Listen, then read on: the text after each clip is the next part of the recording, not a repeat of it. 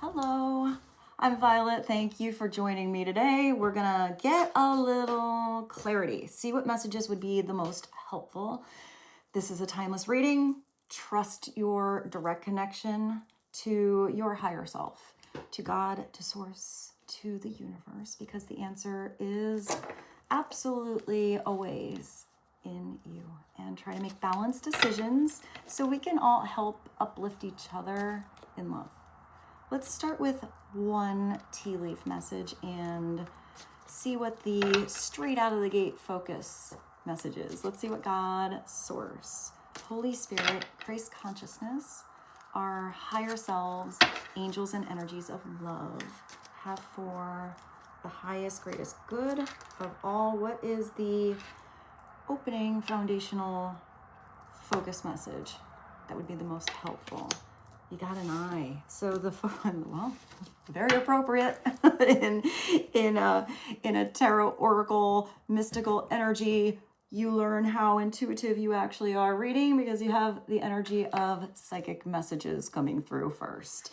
The eye. So this is more about your eyes wide open to new possibilities. Your third eye, your pineal gland.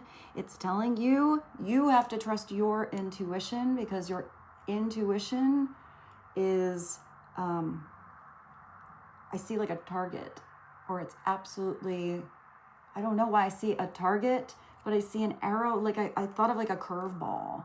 So maybe somebody's throwing you a curveball, or you're switching directions from where your target was before. It says psychic ability, trust your intuition. So all right, let's see what this is about. Maybe I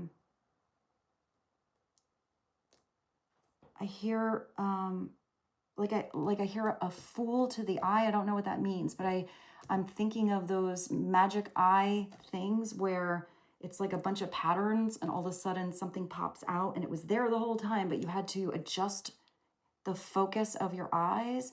I feel like when you do that, you have to almost unfocus or like kind of fall back on what you were looking at instead of having a direct focus, and all of a sudden it appears. So maybe something was right in front of you all along. You just had to see something in a different way. Really tap into the vibration of something more than maybe what's in front of your actual eyes. Let's go to this. Let's go right to the tarot, to the art of life, and dive a little deeper into the message of the eye, your psychic ability. It's interesting because I see this eye and I just heard music to your ears. Ooh, that feels really good. And I don't know why that just made me think of La Isla Bonita, a little Madonna song coming through, because there's that line like, ring my ears and sting my eyes in Spanish lullaby. That like, so maybe it's about going to an island. Maybe you're taking a vacation. Beauty is in the eye of the beholder. Ooh, that's interesting. All right, let's see what else would be helpful to know on eye. Oh, you have the Knight of Swords. Interesting, because that's somebody that could have tunnel vision and or needs to take off the blinders to see the bigger perspective of a situation. The Knight of Swords is usually where somebody is now made a choice and they're focused. It's because I saw a target before. It's somebody who has a newfound focus. And once they see now where they want to go, they're all in. Making plans and moving fast. Also, maybe there's a change in somebody's mindset or the direction they were heading, or how they are adjusting their plans according to the step they are currently on. Because I do feel like something has to be adjusted. There's going to be like a redirect. The Knight of Swords is maybe somebody now thinking more clearly because they're listening to their intuition instead of putting that on the back burner.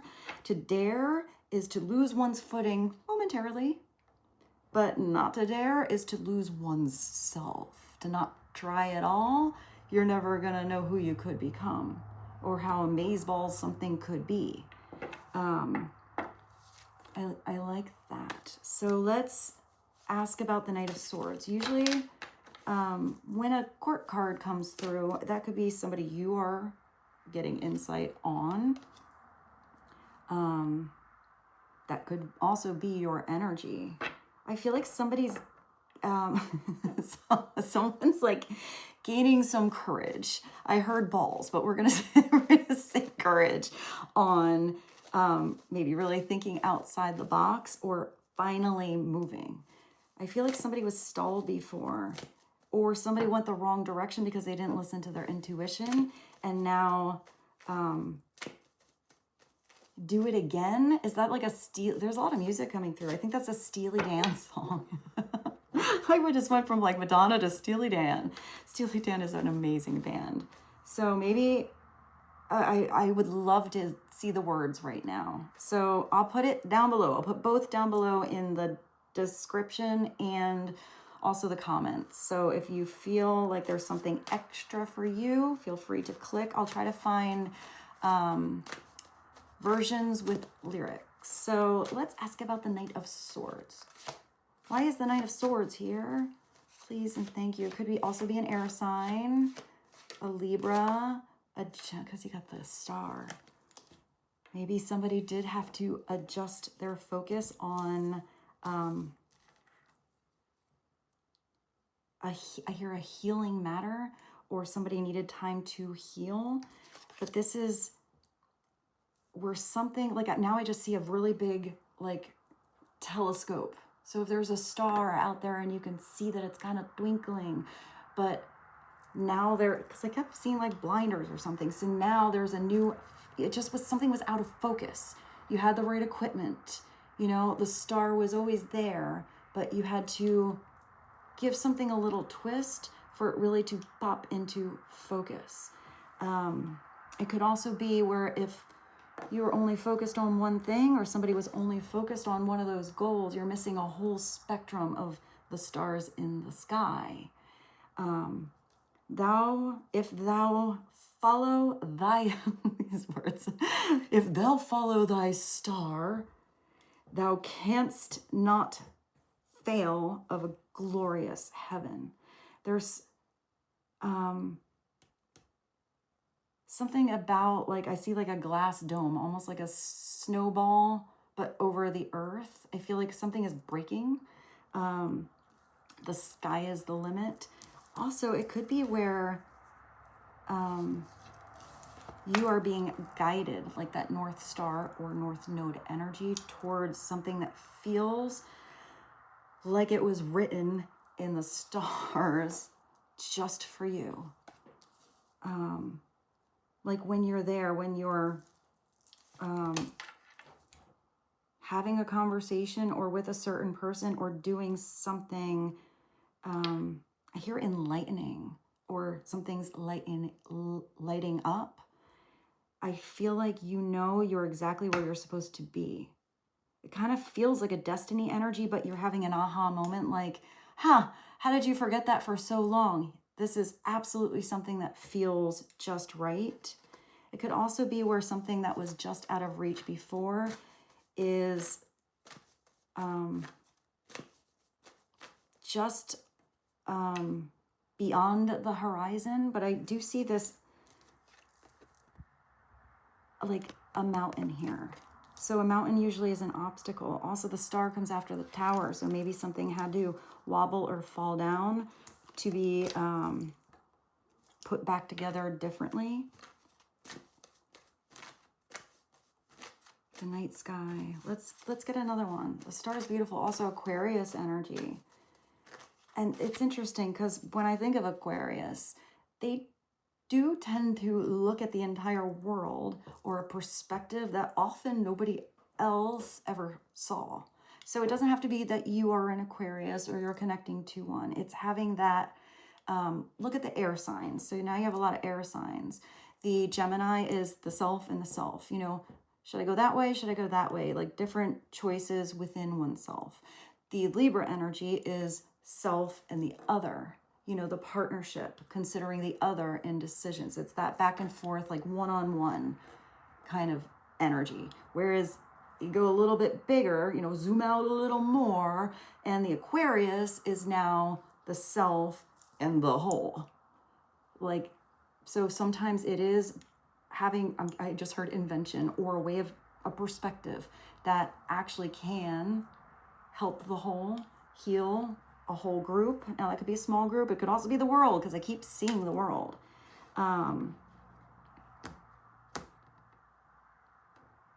So let's see, let's clarify. What's another message? Another message that would be helpful on the star, the Six of Cups. That's beautiful. Maybe it does have to do with a soulmate, or how you, I don't know why I just thought of the, what is that? The Mandela Effect. Am I even saying that right? Let me know if I'm wrong. Remembering something different. And that is weird to come through with this, because the Six of Cups is nostalgia, thinking about what happened back then. And sometimes if it's upside down, it's getting lost back then. But memories can be beautiful. Memories can also be kind of fuzzy and weird. You can remember something in a more or less fond light than it actually happened. You could remember one experience totally different than somebody else that was in the same experience as you.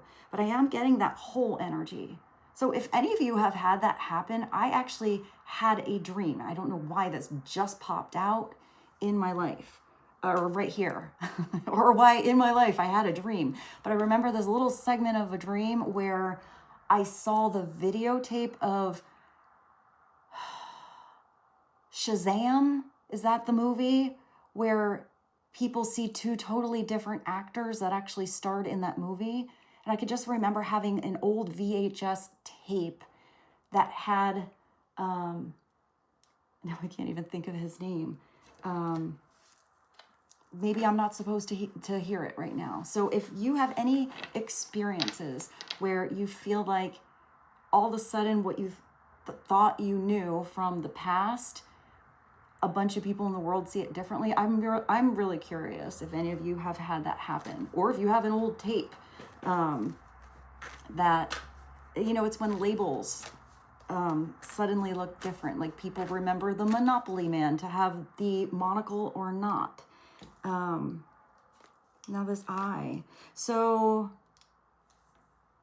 I'm also getting that maybe you and somebody are getting nostalgic together, remembering a certain moment that was beautiful. It could also be a soulmate energy, somebody coming back from the past, a blast from your past coming back. God gave us memory so that we might have roses in December. Well, if you only have to think about those roses in December and your rose bush is not really growing, there's a way to bring roses inside and still have roses in your current time now, and not just have to always think about how it was so beautiful when it was spring or summer. There's always that energy where it's not getting lost in the past. It's utilizing your past to be in the now, because that's where you are. It's also innocence. But it's interesting that it talks about roses, because I look at that as kind of passionate. So maybe this is a soulmate energy. Maybe it's a soulmate energy that has a lot of spiritual purity. You could also be getting a gift or giving a gift, because I'm thinking of the original Rider-Waite, and there's like two children, and like usually the one is giving the other one a gift. You could be connecting with somebody from your childhood you haven't seen in a long time. Or it could also be, some of you have really gifted children. Maybe that was a sign. That's my mom. I'm going to let her ring for a minute, because this is going to be a short reading anyway, and I'll call her right back. But maybe somebody's going to give you a little ring-a-roo. But I put this by the psychic energy. So I do feel like, as I see that changing the world, or seeing something that, you know, in such a different spectrum that no one else did, I do feel like some of you have gifted children, whether that is that they are naturally intuitive or psychic, or maybe musically gifted, or maybe even, I hear communication, gifted with their own way of communicating. Or maybe even one specific thing that they are like a genius at.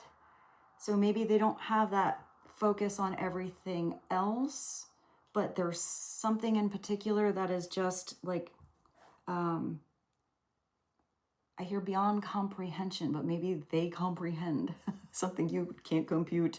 Maybe you are the gifted kid, and maybe something that you haven't thought of in a long time is going to come back, even like an epiphany. That was a lot. Let's get one more. Let's take whatever is at the bottom and see what the foundation is. What is the foundation focus? 6 of Pentacles, 6, 6, 6. The Knight, the Star, 6, 6, 17. That's also a 6, 6, 6. But that is not an evil number. That's actually the number of, I think, man. It's actually a very positive number, but it's been twisted to be seen as negative. So 6 of Pentacles is balance, reciprocity, the Good Samaritan, knowing where you are giving and it is absolutely being cherished. And I hear respected, embraced, acknowledged, and where it is dismissed. That was such a weird description of the 6 of Pentacles. It is where sometimes you are getting a gift that is something tangible that you can hold. Pentacles, everything in the what you can touch land, that brings balance back into your life. But it's seeing also where you are overgiving, maybe to the wrong source or person, your value. There's something coming back into balance with within you. There's something you want to do because it's valuable to your time, even if it has nothing to do with anything monetary. A man's true wealth is the good he does in this world. I did see someone here changing the world, and that's Muhammad. So let's do something totally different. I see this round thing here, and I feel like we're gonna do one from here, but I like to read from this book of the archetypes because it's beautifully written. So what is the major archetype that would be the most helpful right now? Please and thank you. Oh my, what is that? Interesting. I just did say something about the energy of man. This is Anima Mundi. So it's almost like, it's like the spirit or Holy Spirit. It's the energy flow that brings this aliveness, or at least that's what I'm getting from this intuitively. We're going to definitely look at the book. There's also this, it's like a connection. It has the star. It's over the star. There's also Jupiter at the top. So there's an expansive energy that's important. Just breathe. Is that a song? It is. Telepop music.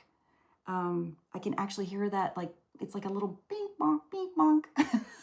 I'm such a weirdo. The beginning of that has almost like an electronic kind of sound to it. And it has like this beat. I feel like it's almost like these lines here creating this frequency. So maybe it's being in the right frequency. Your heart skipping a beat for the right reason.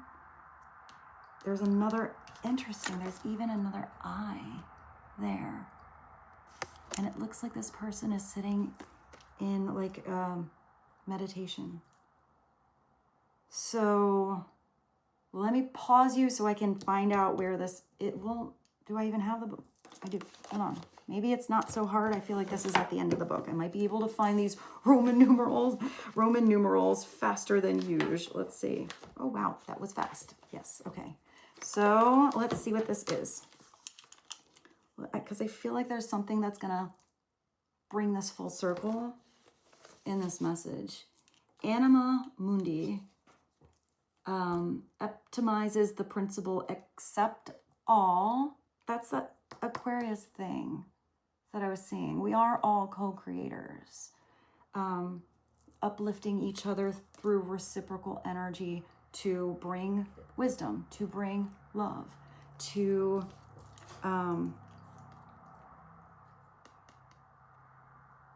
I hear break the mold, but now I see that glass breaking, to break the glass ceiling.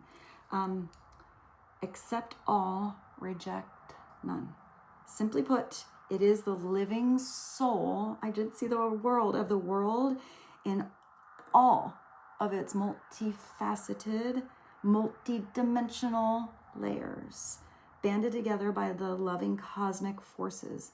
Diversity is celebrated. I mean, if everyone was exactly the same, it'd be a pretty boring world. So even if somebody has a really different opinion, different way of communicating, different background, different way of seeing something, that's what keeps us all questioning and growing and expanding. That's what makes the world beautiful. So diversity is celebrated, multiplicity is honored, and nothing is denied. Embrace constructs of separation, dissipate into that wonderful mess. I just thought of a beautiful mess by Jason Mraz of shared consciousness. Anima Mundi is the link between the literal and the imaginal, the rational and the mystic. So this could be somebody who is very rational, very logical, you know, very much in their head, because it is a swords card, which is the thinking card. You think you can, you probably can. You think you can't, you probably can't. Where was I? I lost it. Hold on. I'm gonna let you see this. The shared anima. It's a link between literal and the imaginal, the rational and the mystic. It's the connective fiber that makes life meaningful. This card indicates an initiation on the level of the soul. You will awaken to the unique light within and witness how this light contributes to the radiance of the entire universe. However, your specific frequency is. You are a universe. Your light is special because there's no one else that ever existed on any timeline ever that is exactly who you are right now. And that's pretty amazeballs. That's really special. Recognize your uniqueness. So you will awaken the unique light within and witness how that light contributes to the radiance of the entire universe.